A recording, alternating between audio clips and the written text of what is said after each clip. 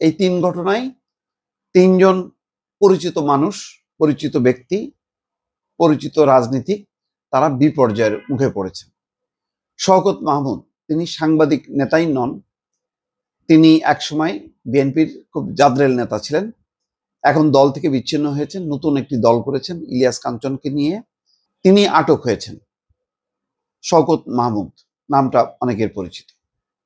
আরেকটা ঘটনা খুবই আলোচিত, ব্যারিস্টার ফুয়াদ, এবি পার্টির মহাসচিব, তিনি তার নির্বাচনী এলাকায় তোপের মুখে পড়েছে। তোপের মুখে বলবো না, মবের মুখে পড়েছে। যে মবের ব্যাপারে আমি বারবার বলছিলাম যে এই ধরনের মব যদি ঠেকানো না যায় এটা কিন্তু খুব বিপর্যয়কর হবে। আজকে সেই মবের মুখেই কিন্তু পড়েছে ব্যারিস্টার ফুয়াদ।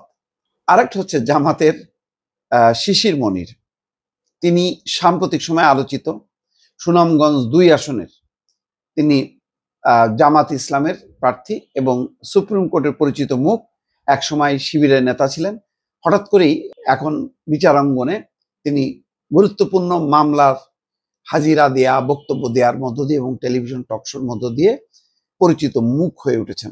এখন তার ব্যাপারে একটা খুবই স্পর্শকাতর মামলা হয়েছে, সেটা হচ্ছে রোজা এবং পূজাকে একই মুদ্রার এপিট ওপিট মন্তব্য করায় সুনামগঞ্জ ২ আসনের জামাত মনোনীত এমপি প্রার্থী সিনিয়র অ্যাডভোকেট মোহাম্মদ শিশির মনিরের বিরুদ্ধে ধর্ম অবমাননার অভিযোগে মামলা দায়ের করা হয়েছে।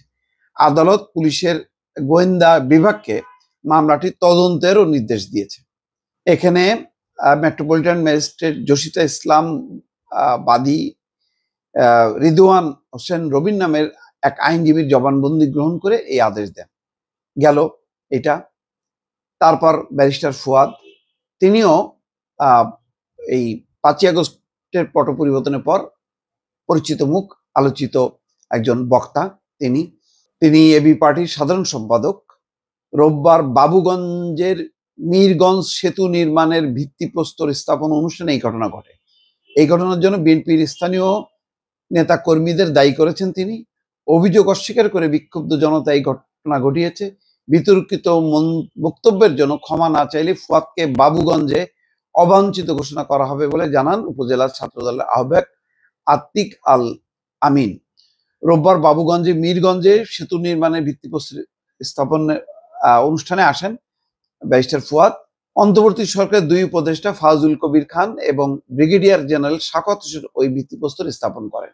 ফুয়াদের নির্বাচনী এলাকা বরিশাল ৩ বাবুগঞ্জ মোলাদি আসনের আড়িয়াল খা নদের উপর নির্মিত হচ্ছে এই সেতু। প্রায় ১৫০০ কোটি টাকা ব্যয়ে নির্মীয়মান সেতুর প্রকল্প ও পাশ পোস্টে নিজের চেষ্টা লবিং এর প্রচার করে আসছিলেন ব্যারিস্টার ফুয়াদ। অর্থাৎ এই নির্মাণ প্রকল্পে তিনি নাকি তার চেষ্টা এবং লবিং করছিলেন, এটা প্রচার করছিলেন। এই নিয়ে স্থানীয় নেতা কর্মীদের সঙ্গে ঠান্ডা বিরোধ চলছিল তার। বিএনপির দাবি তাদের সাবেক এমপি এবং কেন্দ্রীয় নেতাদের প্রচেষ্টায় এই সেতু নির্মিত হচ্ছে। রোববার ভিত্তিপ্রস্তর স্থাপন অনুষ্ঠানে গিয়ে নির্মীয়মান সেতু কেন্দ্রিক চাঁদা এবং টেন্ডারবাজির চেষ্টা চলছে বলে অভিযোগ করেন ফুয়াদ। কয়েকটি টেলিভিশন চ্যানেলকে দেওয়া সাক্ষাৎকারে ফুয়াদ বলেন, বহু কষ্ট করে এই সেতু প্রকল্প পাশ করিয়েছি।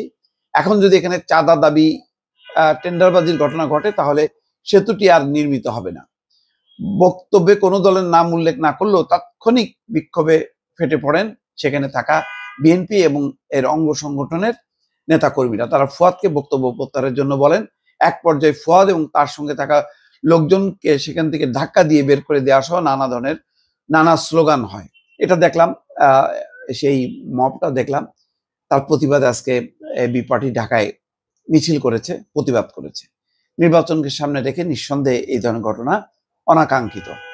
আলোচিত ব্যক্তি বা সমালোচিত বলা যায় শওকত মাহমুদ, তিনি একসময় প্রেস ক্লাব এবং বিএফইউজ এর সাবেক সভাপতি ছিলেন, কিন্তু বিএনপির সঙ্গে আর থাকতে পারেননি। লাস্ট নির্বাচনে তিনি অংশ নিয়েছিলেন এবং দল থেকে বহিষ্কারও হয়েছিলেন।